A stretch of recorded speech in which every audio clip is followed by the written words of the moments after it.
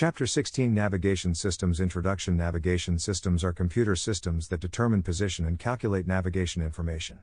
Simple navigation systems rely on an initial position and basic instrument data, such as Doppler ground speed and drift, magnetic heading, and variation, to compute and constantly update the dead reckoning, doctor, position.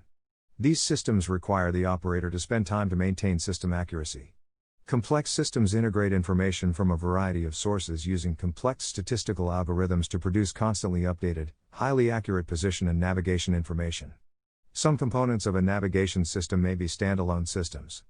This chapter examines navigation systems in general and the most common systems in detail: Inertial Navigation Systems, INS, and Global Positioning Systems, GPS. Navigation systems. In the same way an autopilot frees a pilot from the manual operations of flying, a navigation system relieves you of many manual operations required to direct the aircraft. When sensors are tied into a navigation system, the system automatically uses their data to compute present position for the navigator. During a flight from the United States to a foreign country, the aircraft may pass over areas of land, water, and ice caps. You may have to deal with conditions of overcast, undercast, day, night, altitude changes, turn points, and air traffic requirements. To handle these conditions at high speeds more effectively, the navigator uses a navigation system. Types of systems. Navigation systems can be classified according to many criteria. Systems can be classified by capability, such as visual flight rules, VFR only or all-weather. They can be classified as either self-contained or externally referenced. Each system has advantages and disadvantages, but this discussion is confined to self-contained and externally referenced systems. Self-contained navigation systems. Self-contained systems, radar, celestial, INS, etc. are complete in that they do not depend upon externally transmitted data. Externally referenced navigation systems. Externally referenced aids, GPS, navaids, etc. include all aids that depend upon transmission of energy or information from an external source to the aircraft. While externally referenced aids have enormous installation and operating costs to the system administrator, they have much lower equipment and maintenance costs to the user. The ideal system. Every navigation system has certain advantages and disadvantages. A particular navigation system is selected for use in an aircraft when its advantages outweigh its disadvantages. In some cases, several components are included in a system to provide adequate, redundant information for all possible flight situations. The ultimate navigation system should have the following characteristics. Ground plot. Doctor information. The system must indicate the position and velocity relative to the ground. Global coverage, capable of positioning and steering the aircraft accurately and reliably any place in the world. Self-contained, must not rely on ground or space transmissions of any kind. Flexible, works well despite unplanned deviations. The system must work well at all altitudes and speeds. Components. The navigational system consists of three parts. 1. The computer or central processing unit, CPU. 2. Data gathering sensors, such as astrotrackers, GPS, ground mapping radar, or navaids. 3. An operator input/output, I/O, interface. The CPU takes in all available data and converts it into usable navigation information. Control panels, or computer keyboards, allow the operator to control and make inputs to the computer. Data is displayed for the operator on display panels, radar screens, or computer screens. Additional hardware components could include terrain-following radar or television cameras. Computer unit. Most navigation systems are hybrids of the two basic computer types, analog and digital. Analog computers are more specific in design and function than digital computers. While analog computers process vast amounts of similar data, they are not very flexible and cannot be used for multiple purposes. Radar scan converters efficiently process collected radar signals into video images. Video processors collect and process images into video displays. Other examples of analog computers are terrain avoidance computers and terrain following computers. Digital computers are lighter and more compact than analog computers. Handheld calculators and laptop computers are two examples of the miniaturization possible with digital computers. You can put a great deal of computing power and capability into a small box. The biggest limitation is increased cost. An analog radar scan converter is very efficient at processing radar data, but it cannot be used for other applications. On the other hand, digital computers can be loaded with navigation software, aerial delivery software, and diagnostic programs. These computers can mathematically manipulate data in any way imaginable, because they deal strictly with digital information. The output from digital computers may need to be converted into an analog format for most efficient use by the navigator. However, the digital computer cannot do that. It can display the digital data in an approximation of analog data. While a digital computer can perform any mathematical function, it must first be programmed for that function. In-flight reprogramming is not generally possible. Sensors. Many types of sensors are used for inputs to navigation systems. AstroTracker. The use of AstroTrackers has decreased, however, they are still excellent sources of position information. They automatically track celestial bodies and compute position information using celestial techniques. They are passive but require clear skies. Doppler. The Doppler radar measures ground speed and drift. These two data inputs can be put to several uses in the computer system. Doppler ground speed is used to determine distance to update the aircraft position. Drift can be used to compute winds and aircraft track. Doppler outputs can be used in platform leveling and verifying inertial ground speed in an INS. Doppler radar is an essential part of many navigation computer systems.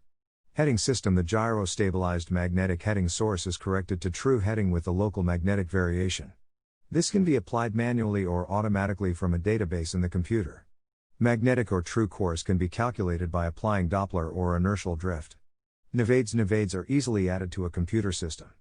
Very high frequency VHF, omnidirectional range, VOR, or tactical air navigation system, TACAN, bearings and distance measuring equipment, DME, provide the same information as a radar fix. The computer needs the location and frequency of the transmitter, which can be programmed into the computer before the flight begins. Some corrections must be applied to bearing data. The computer must correct for magnetic variation and slant range from the station to the aircraft. Pressure altimeter. Pressure altimeter data is an input to the true airspeed computations. Additionally, it can be used with temperature data to compute true altitude. Radar. When a ground mapping radar is incorporated into the navigation system, present position can be corrected based on the measurements to surveyed radar returns. The operator identifies radar returns on his radar scope and measures the range and bearing to the return. The operator determines the aircraft position relative to the return and updates the aircraft position. Automatic systems allows the operator to preload the coordinates of radar returns in a database, place a movable electronic cursor, or crosshairs, on the return, and push a button to update the system. The computer determines the distance and bearing from the aircraft to the set coordinates. The computer then generates the cursor on the radar scope at the calculated range and bearing. If there is any error in the navigation system position, the cursor will not fall on the radar return. The operator adjusts the cursor or crosshairs onto the radar return. The operator pushes a button to automatically update the system. Temperature sensors. The air data computer uses the information collected by temperature sensors. Temperature gradients can be used with pressure altimeter data to compute true altitude. True airspeed. True airspeed can be calculated from indicated airspeed, temperature, and pressure. True airspeed and winds can be used as a backup for cross-checking ground speed. Independent systems. INS and GPS can also act as sensors for a navigation system. They are discussed in greater detail later in this chapter. Determining position. The ever-present problem facing the navigator is determining aircraft position. With a navigation system, this problem is solved because the computer converts input data into a constantly updated present position for the aircraft. Advanced systems provide altitude, attitude, heading, and velocity information. The mathematics of navigation over the surface of a sphere has been known for several centuries. Starting from an initial position, the computer determines the distance and direction traveled since starting navigation. Aircraft direction, or track, may be supplied by INS, GPS, or the heading reference system in combination with Doppler drift. Ground speed may come from INS, GPS, Doppler ground speed, or may be determined from any nav aid capable of range and bearing fixes. The computer multiplies speed against time interval to determine distance traveled. Distance is projected along the aircraft track to obtain the new position. Track and speed are sampled and present position is updated many times per second. Waypoint navigation is a simple addition to the navigation computer. A database of coordinates can be added to the system to determine distance to go and estimated time of arrival, ETA. If the aircraft changes speed, the ETA is automatically updated using the new ground speed. Decision algorithm. Simple navigation systems determine position as described above. The operator updates the position for errors that will eventually occur. More complex systems have additional problems. When a system has a variety of sources that provides redundant information, how does the computer decide which source to use?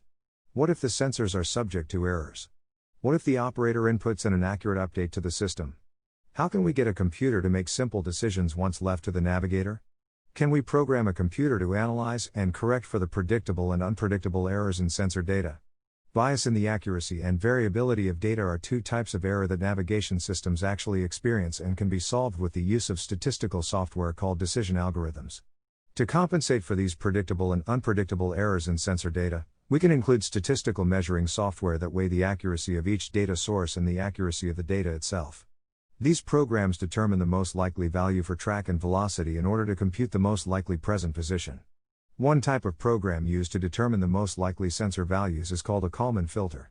Kalman filters are used extensively in computer-controlled communications, electronics, and equipment. When used as part of a navigation system, a Kalman filter computes the most likely position of the aircraft and updates the weighing factors with each new position update. The Kalman filter compares the actual sensor data used prior to the update with the data from the update. By comparing the first position with the second position, actual distance and heading can be determined. It then determines the amount of error in the original data and estimates a correction to the data for the next time period. The Kalman filter is an iterative program requiring several updates prior to achieving completely reliable data. If used, the Kalman filter will also be used to evaluate the reliability of operator inputs and weigh how much of each position update to accept. Kalman filtering provides increased reliability in navigation systems so an operator can trust that the information used is valid. Kalman filters protect the operator from inaccurate sensor data and even operator error. Inertial Navigation System, INS. Inertial navigation is accepted as an ideal navigation system because it meets all the criteria of an ideal system. INS provides worldwide ground plot information regardless of flight path and aircraft performance. An INS can measure ground speed independently of wind and independently of the operating environment. INS is completely independent of ground transmissions and passive in operation. It is self-contained and portable. Most units weigh less than 100 pounds. Some ring laser gyro systems weigh as little as 20 pounds. The need for a system with these properties has spurred development to the point where INS is superior to almost every other navigation system. INS provides accurate velocity information instantaneously for all maneuvers, as well as an accurate attitude and heading reference. INS accuracy decreases as the time between position updates increases. INS maintains its accuracy for short flights without position updates, however, longer flights may require periodic in-flight updates. Types of inertial systems. In the last several years, inertial technology has taken several leaps forward. Early inertials were bulky devices weighing several hundred pounds, whose installation had to be precise and whose operation had to be planned in great detail. Today, there are compact systems that fit in a briefcase and can be bolted to an aircraft in any space available. While some inertial systems still have mechanical gyroscopes, pendulous linear accelerometers, and space-stable platforms, most have evolved to keep pace with the advances in technology. Acoustic gyros, ring laser gyros, and electronically suspended gyros have replaced the gimbal gyroscope. Laser and acoustic accelerometers are replacing the pendulous linear accelerometer. Highly accurate computers and precision sensors have led to modifications of the space-stable platform so the INS housing does not need to be accurately aligned with the aircraft. Eventually, software will perform all the functions of the space-stable platform. Despite all these modern advances, we can better learn about and understand inertial systems by studying the original systems. The basic principle behind inertial navigation is straightforward. Starting from a known point, you calculate your present position, a continuously running doppler, from the direction and speed traveled since starting navigation. The difference between other navigation systems and INS is how it determines direction, distances, and velocities. Accelerations are detected by the three linear accelerometers. These accelerations are integrated over time to determine changes in velocity. Velocity is integrated a second time to determine distance traveled. Changes in vector direction are detected with angular accelerometers. As sensors detect changes in gyroscope orientation, correction signals are generated to reorient the stable platform to the original position and determine new vector direction. INS requires no other inputs. It avoids all environmental inputs, such as indicated or true airspeed, magnetic heading, drift, and winds that are necessary for dead reckoning. Components. The five basic components of an INS are: 1. Three linear accelerometers arranged orthogonally to supply x, y, and z-axis components of acceleration. 2. Gyroscopes to measure and use changes in aircraft vector to maintain and orient the stable platform. 3. A stable platform oriented to keep the x and y-axis linear accelerometers oriented north-south and east-west to provide azimuth orientation, and to keep the z-axis aligned with the local gravity vector. The stable platform is necessary to prevent either the X or Y axis accelerometer from picking up the force of gravity and interpreting it as an acceleration on the aircraft. 4. Integrators to convert raw acceleration data into velocity and distance data. 5. A computer to continuously calculate position information. Linear accelerometers, acceleration measuring devices, are the heart of all inertial systems. It is important that they function reliably for all maneuvers within the capability of the aircraft and that all possible sources of error are minimized. Very slight accelerations and changes in heading in all directions must be detected. Changes in temperature and pressure must not affect INS operation. To do this, INS requires two types of accelerometers, linear and angular. The simplest type of linear accelerometer consists of a pendulous mass that is free to rotate about a pivot axis in the instrument. There is an electrical pickoff that converts the rotation of the pendulous mass about its pivot axis into an output signal. This output signal is used to torque the pendulum to hold it in the original position, and, since the signal is proportional to the measured acceleration, it is sent to the navigation computer as an acceleration output signal. Figure 16.1. To obtain acceleration in all directions, 3 accelerometers are mounted mutually perpendicular in a fixed orientation. To convert acceleration into useful information, the acceleration signals must be integrated to produce velocity, and then the velocity information is integrated to get the distance traveled. One of the forces measured by the linear accelerometers is gravity. This acceleration may be incorrectly interpreted as an acceleration of the aircraft if the stabilized platform is tilted relative to the local gravity vector. The accelerometers cannot distinguish between actual acceleration and the force of gravity. This means that the linear accelerometers on the stable platform must be kept level relative to the Earth's surface, perpendicular to the local gravity vector. The gyroscopes keep the stabilized platform and the accelerometers level and oriented in a north-south and east-west direction. Gyroscopes are used in inertial systems to measure angular acceleration and changes in orientation and heading. While the types of gyros are briefly discussed here, the function of the gyro is discussed in great detail in the next section on the stable platform. The original gimbaled gyroscope has been replaced by newer designs. Electronically suspended gyros. These gimbal-less gyros consist of a ball that is suspended in a magnetic field and spun electronically. Evacuating the air in the gyro cavity further reduces friction. The result is a near-frictionless gyro with precession rates measured in years. Optical sensors measure the ball's orientation from symbols etched on the surface of the ball.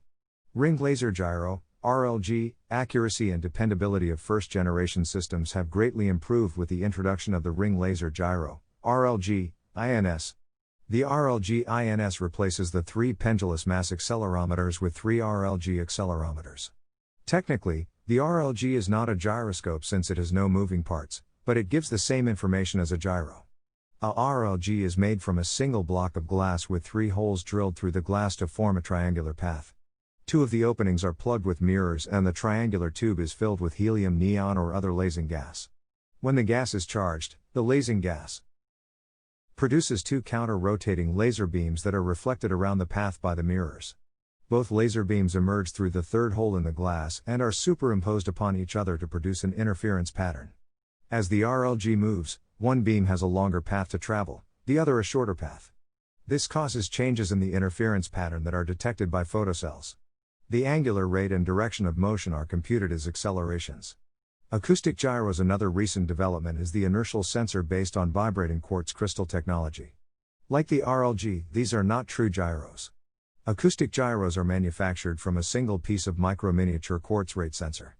Angular accelerations affect the patterns produced by a vibrating tuning fork and result in torque on the fork proportional to the angular acceleration. These gyros appeared in inertial units in the late 1990s. Stable platform autopilots and attitude indicators use gyrostabilized platforms. Inertial navigation simply requires a stable platform with higher specifications of accuracy. A gyro-stabilized platform on which accelerometers are mounted is called a stable element. It is isolated from the aircraft's angular motions by 3 concentric gimbals. The stable element is the mounting for the linear accelerometers, gyroscopes, and other supporting equipment. The supporting equipment includes torque motors, servo motors, pickoffs, amplifiers, and wiring. The effectiveness of the stable platform is determined by all parts of the platform, not just the accelerometers and gyros. The linear accelerometers measure acceleration in all directions and the gyros control the orientation of the platform. The platform must contain at least 2 gyros with 2 degrees of freedom. A simple diagram of a 2 degrees of freedom gyro mounted on a single-axis platform is shown in Figure 16.2. If 1 degree of freedom rate gyros are used, 3 units are needed, each gyro having its own independent feedback and control loop. The original gimbal gyro was not very accurate by today's standards, producing sizable amounts of gyroscopic precession. Recent developments such as the air-bearing gyro and the electronically suspended gyro have only 1/10,000th the friction of a standard gyro and negligible real precession. Today's gyros have real precession rates of less than 360 degrees in 30 years. The desired property of a gyro that we want to capitalize on is its stability in space. A spinning gyro tends to remain in its original position. A free spinning gyro aligned in space tends to remain pointed in the same direction unless a force acts on it. On a stable platform, any displacement of the stable element from its frame of reference is sensed by the electrical pickoffs in the gyroscopes. These electrical signals are amplified and used to drive the platform gimbals to realign the stable element in the original position. More advanced INS have a 4-gimbal platform in a 3-axis configuration.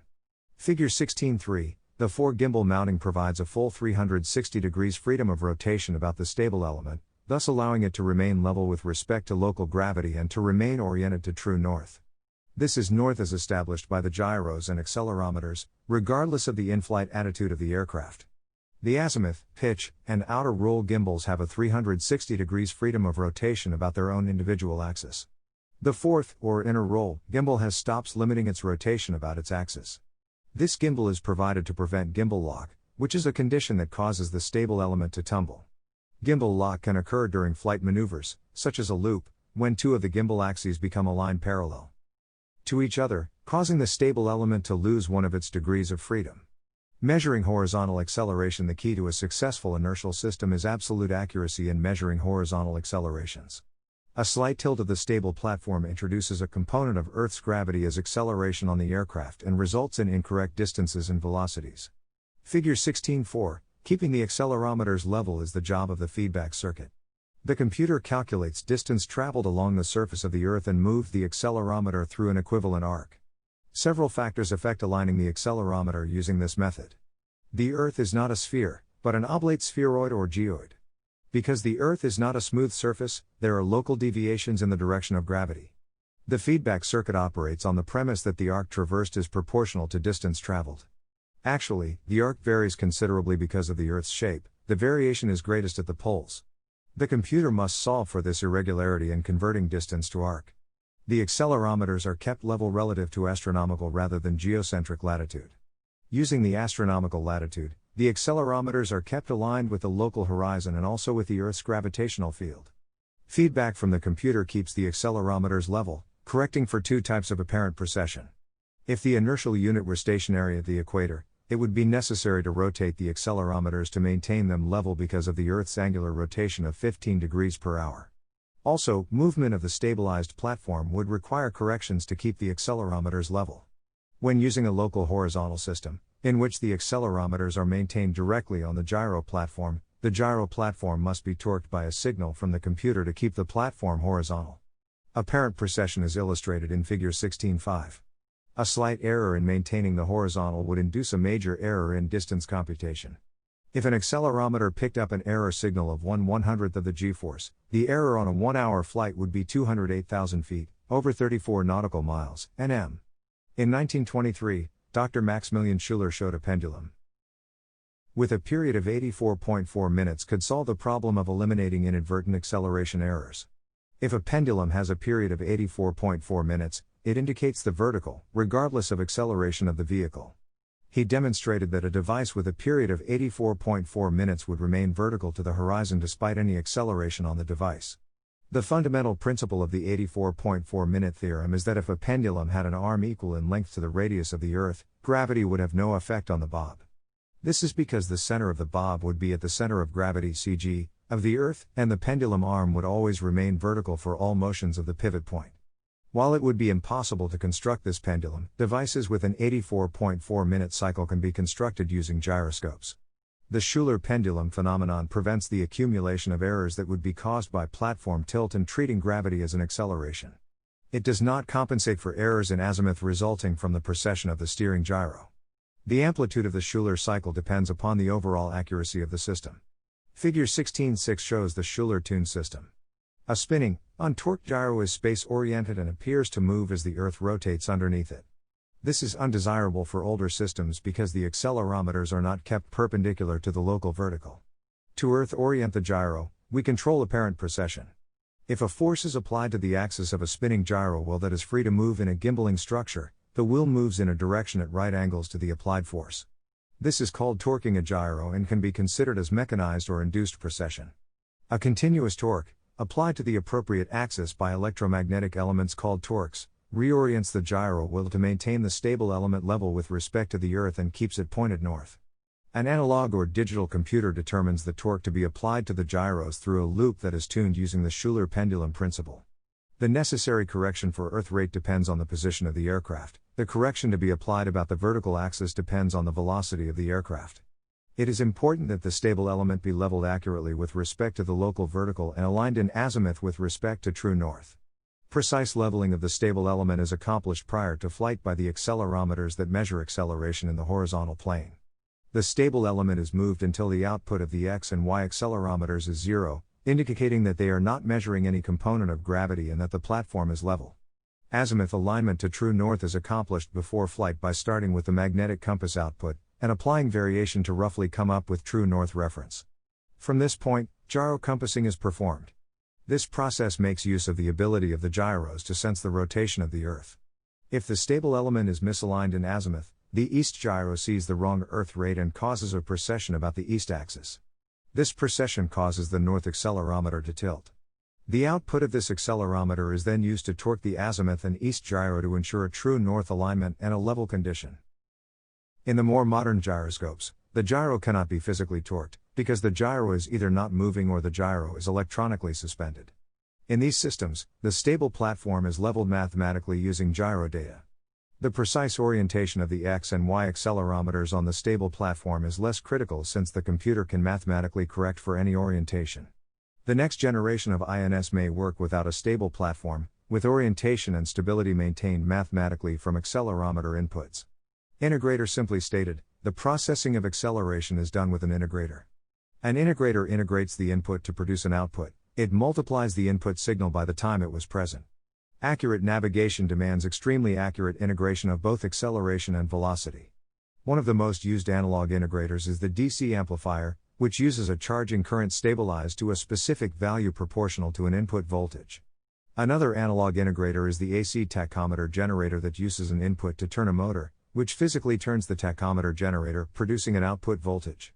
The rotation of the motor is proportional to an integral of acceleration. The computer changes the integrator's outputs into useful navigation information. To do this, one accelerometer is mounted aligned to north and another is mounted 90 degrees to the first, to sense east-west accelerations. Any movement of this system indicates distance traveled east-west and north-south. The INS maintains a local vertical reference and measures distance traveled over a reference spheroid perpendicular to the local vertical. On this spheroid, the latitude and longitude of the present position are continuously measured by the integration of velocity. In Figure 16.7, represents latitude, and lambda represents longitude.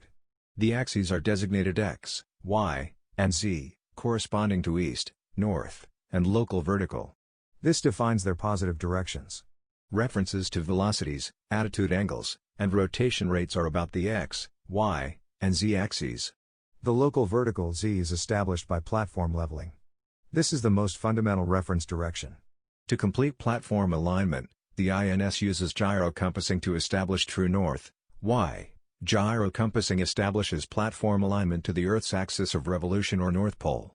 The INS is capable of doing this to an accuracy of 10 minutes of arc or less. After alignment, the platform remains oriented to true north in the local vertical, regardless of the maneuvers of the aircraft. Ground speed components of velocity and track, V, are measured by the system along the X and Y axes. Figure 16.8, these components, Vx and Vy, include all effects on the aircraft, such as wind, thermals, engine accelerations, and speed brake decelerations. Some form of digital readout usually displays the ground speed, V. The angles between the aircraft attitude and the platform reference attitude are continuously measured by synchros. The aircraft yaws, rolls, and pitches about the platform in a set of gimbals, each gimbal being rotated through some component of attitude. TH is measured as the horizontal angle between the aircraft's longitudinal axis and platform north. Roll and pitch angles are measured by synchro transmitters on the platform roll and pitch gimbals. INS technology has advanced very rapidly within the past few years. Advanced navigation systems are commonly designed with INS as an essential component. INS reliability is exceptional and INS accuracies are second only to GPS. Traditional INS design has capitalized on the advances of the digital computer to increase system responsiveness. Navstar Global Positioning System space-based GPS, such as the US GPS, the Russian GLONASS, or the forthcoming EU Galileo system all function on the same principles. In fact, since the three systems use different frequencies and algorithms, in general receivers of all three systems can be more accurate than a receiver of just one system, since the system errors can be cancelled out. Deployment of the Navstar GPS constellation of satellites began with the first launch in 1977.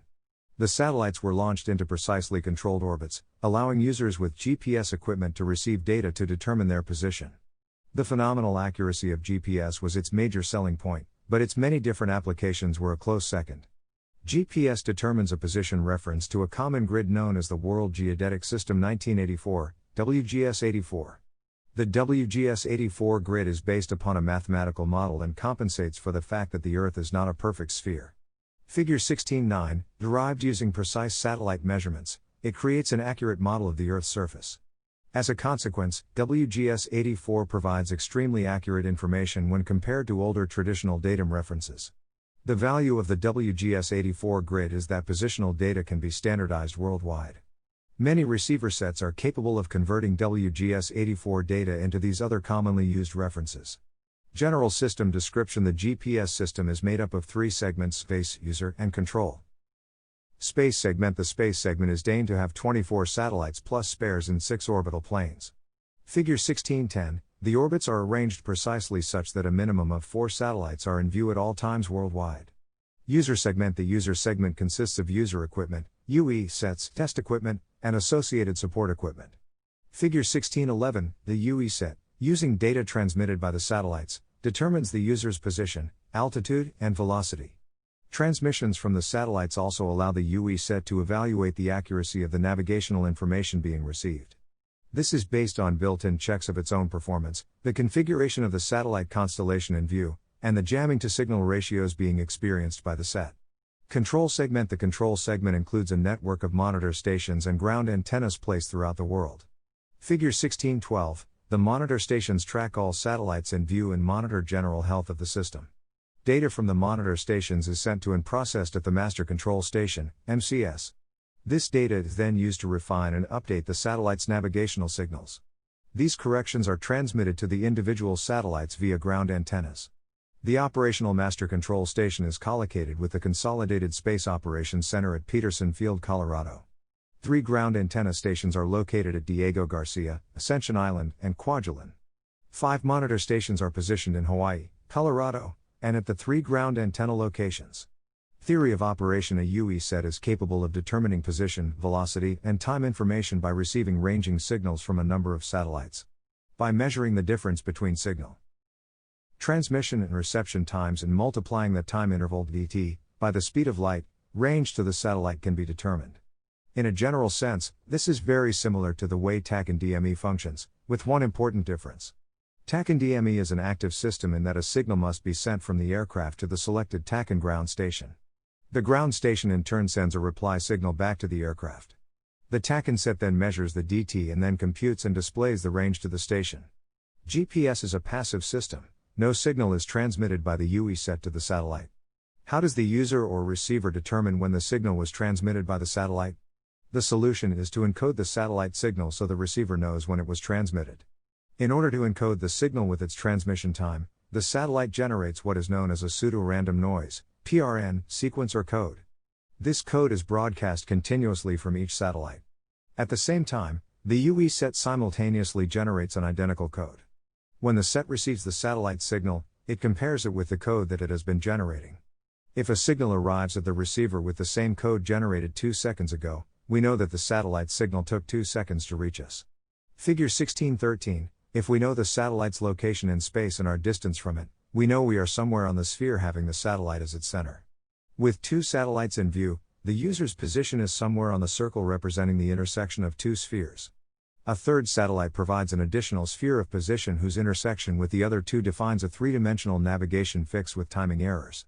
Figure 1614 illustrates this concept in 2 dimensions for clarity. A fourth allows us to eliminate most of the timing errors.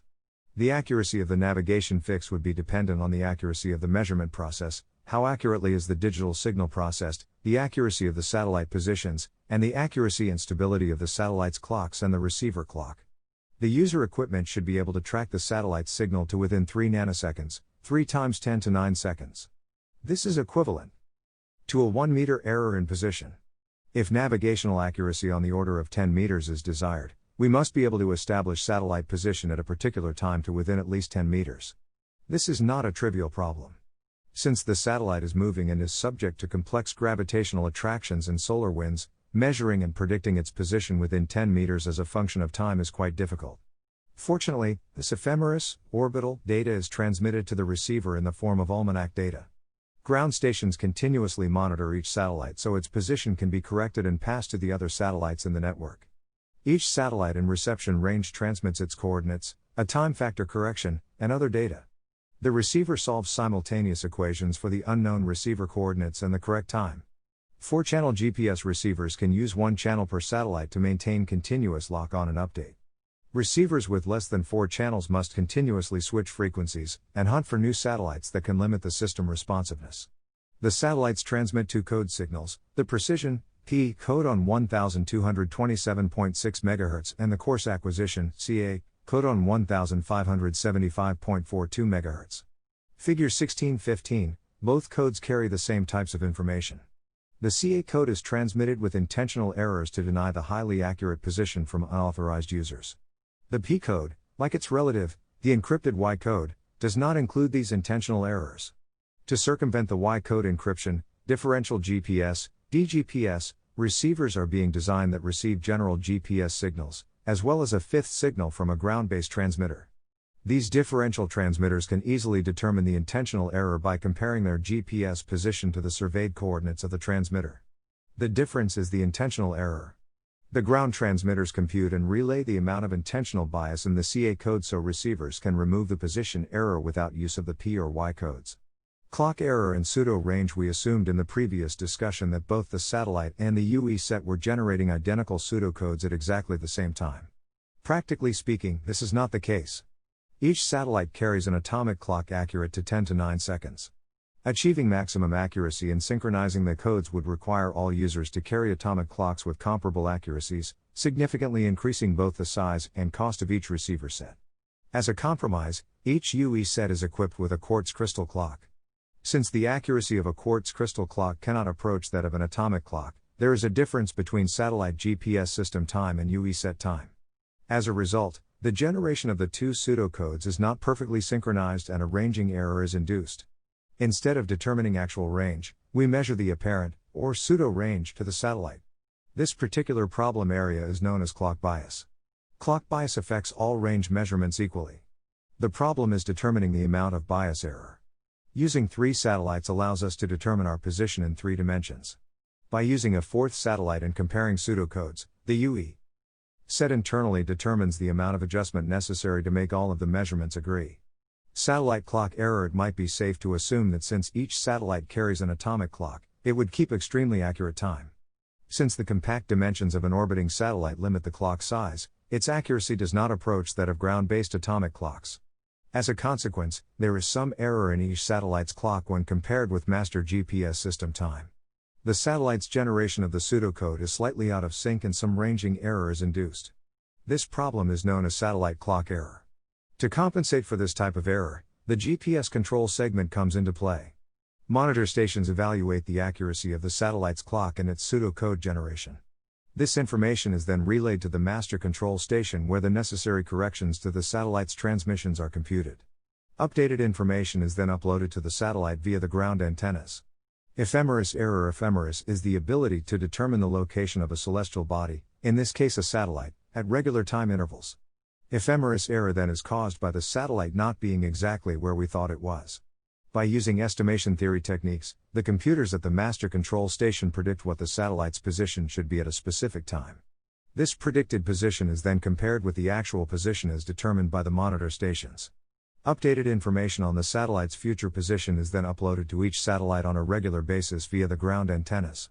Each satellite then continuously transmits these corrections to all users. In this way, ranging error caused by uncertainty as to the satellite's exact position is minimized. Atmospheric propagation error: we assume that the satellite's RF signal traveled at the speed of light, as it does in a vacuum-like space. But just as light is refracted through a prism, the RF signal is bent and slowed down as it enters the ionosphere. The degree to which the signal is affected depends on the atmospheric conditions between the satellite and receiver and on the signal's angle as it passes through the ionosphere. Atmospheric propagation error can cause position uncertainties up to 40 meters. By noting the time delay between the two L-band signals, much of the effect caused by atmospheric propagation can be removed internally by the UE set. Since only the military is capable of simultaneously monitoring both of the frequencies, civilian users are forced to live with this error. Chapter summary: GPS accuracy is unquestionable, producing accuracies within meters. An INS backup cannot be jammed or intercepted and provides acceptable accuracy in all weather. Combination INS/G.P.S. Units provide unmatched navigation accuracy and are not the backbone of many FMS, flight management systems.